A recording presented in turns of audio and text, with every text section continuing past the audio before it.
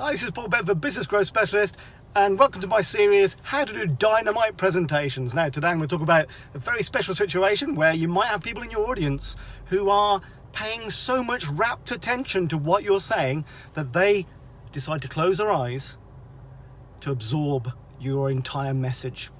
And what they then start to do is when they're getting into it and really understanding what you're saying, they start to nod and really agree.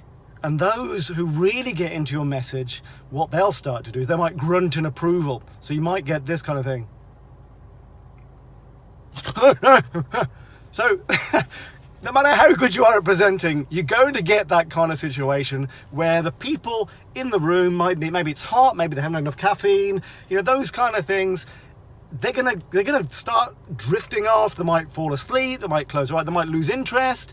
So how do you avoid that kind of thing? Well, you can't avoid it, but what you can actually do is control it a little bit. So first thing to do is make sure that right from the outset you have participation as the number one rule for every presentation that you do. Now, by participation, all you got to do is to get them involved. You just do things like a show of hands. So how many people have done this before? Question mark. Quick hands up in the air.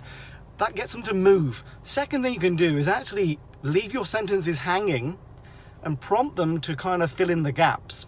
Personally, I don't like that technique too much, but it's up to you, whatever you want to do. Second thing, one of the most effective things you can do is 2-minute exercises. So what I tend to do is if I find that I've been talking for about 20 minutes, what I'll do is I'll actually set people up in partners and I'll set them a tiny task that takes 2 minutes that they need to talk to their partners about. And that gets them back into the room, back interactive. Another thing that you can do is actually shake it up a bit. So get them to stand up, stretch, turn around, and get them to sit back down again. That'll wake them up a bit. Another thing is you can actually get them to write down 3 key learnings from that particular section that you've talked about. And maybe you've been talking for 20 minutes, you want to get them, just enthused and back in the room, so they can write down 3 key learnings and then tell their partner about those 3 key learnings, or pick on individual people in the audience and get them to give you the 3 learnings that they've done. So I would suggest that you do some sort of mix it up exercise every 20 minutes or so.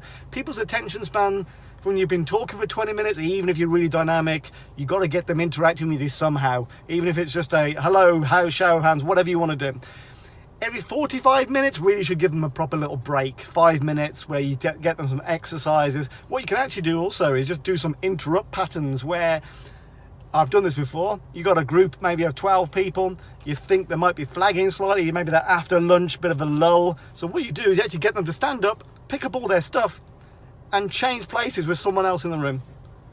And instantly, their whole perspective on the presentation has changed. So just some little hints and tips there on how to keep people's attention, how to actually keep them awake, and how to actually shake things up a little bit so it just wakes them up and keeps them alert.